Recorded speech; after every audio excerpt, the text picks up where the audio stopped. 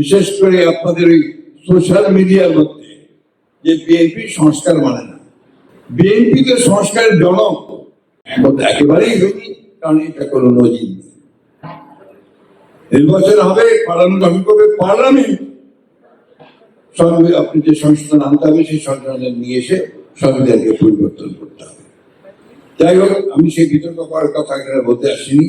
আমি যেটা বলতে এসেছি আপনাদের কাছে, যারা জিয়া পরিষদ সদস্য আছেন, যারা জিয়া পরিষদ করছেন, এই বিষয়গুলো আপনাদেরকেও প্রচার করতে হবে।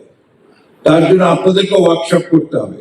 আপনারা জেনে যেন আপনাদের সদস্য বা বিশ্ববিদ্যালয়গুলোতে এটা নিয়ে কাজ করতে পারেন।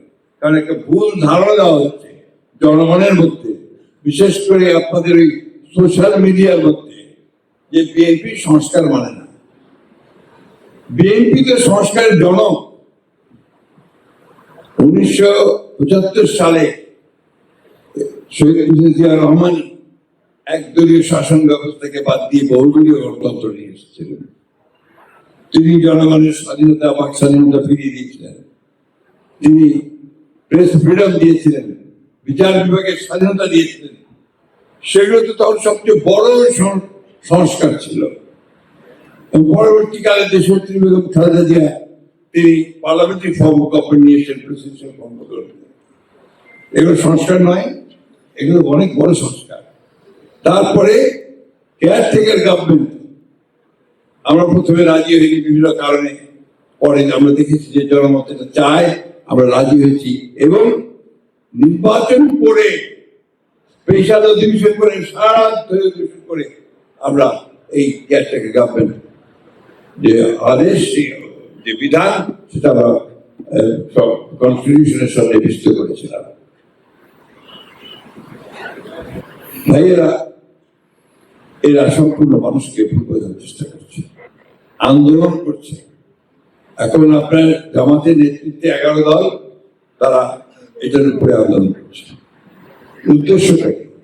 উদ্দেশ্যটা আবার বাংলাদেশকে ডিজিটালাইজ করা, অস্থিতিশীলতার দিকে নিয়ে যাওয়া। আল্লাহর কাছে হাজার শুকর যে এই পার্লামেন্টের অধিবেশনের শেষ দিনে বিরোধী দলের নেতা বলেছেন যে তারা সহযোগিতা করতে চান এবং তারা পার্লামেন্টে এই সমস্যার সমাধান করতে চান।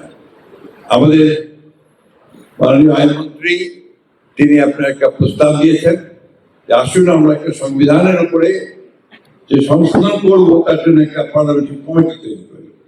এই সাভারের পানি কমিটির প্রস্তাব দিয়েছেন। বিরোধী দল বলেছে তারা চিন্তা করে জানাবে। আমি আশা করবো যে তারা দ্রুত চিন্তা করে একটু নাম দেবে এবং দ্রুতই এই সংবিধানের যে বিতর্ক শুরু হয়েছে সেই বিতর্ক শেষ হয়ে এটা নিয়ে আমরা সামনের দিকে এগিয়ে যেতে পারবো। আমরা এখন আর এফোর্ট করতে পারি না, আমরা বিভাজন এফোর্ট করতে পারি না, আমরা এখন এই অযথা বিতর্ক এফোর্ট করতে পারি না। আমাদের লক্ষ্য এখন একমাত্র হওয়া উচিত যে আমাদের অর্থনীতি যেটাকে ধ্বংস করে দিয়ে গেছে ফ্যাসিস্ট আওয়ামী লীগ হাসিনা, কিচ্ছু নেই অর্থনীতির। আপনার লক্ষ লক্ষ কোটি টাকা দিলাম, আপনারা জানেন, সবাই আমার কি কম জানেন না, 80 লক্ষ কোটি টাকা দিলাম আমাদের। কোনো দিকে যাওয়া যায় না, কাজ যে করবেন সে কাজের টাকা কোথাও নেই, সব অচল হয়ে আছে। আজকে এই অবস্থা থেকে যদি আমাকে বেরিয়ে আসতে হয় তাহলে আমাদের সবচেয়ে বড় দরকার হবে জাতীয় ঐক্য, যেটা শহীদ প্রেসিডেন্ট জিয়া রহমান সাহেব একসঙ্গে সবসময় কথাই বলতেন। বেগম খালেদা জিয়া ওই কথা বলেছেন, আজকে আমাদের নেতা তারেক রহমান তিনি একই কথা বলছেন, বারবার বলছেন। আমাদের সৌভাগ্য যে আমরা ওই আপনারা যাই বলেন, যেভাবে চিহ্নিত করেন, পারিবারিক বলেন আর যাই বলেন, কিন্তু এটা তো বাস্তব কথা যে নেতা হিসেবে জনগণের কাছে গ্রহণযোগ্য হয়েছে এরাই। অগ্রযাত্রা প্রতিদিন, নির্ভীক প্রত্যয়ে উজ্জীবিত।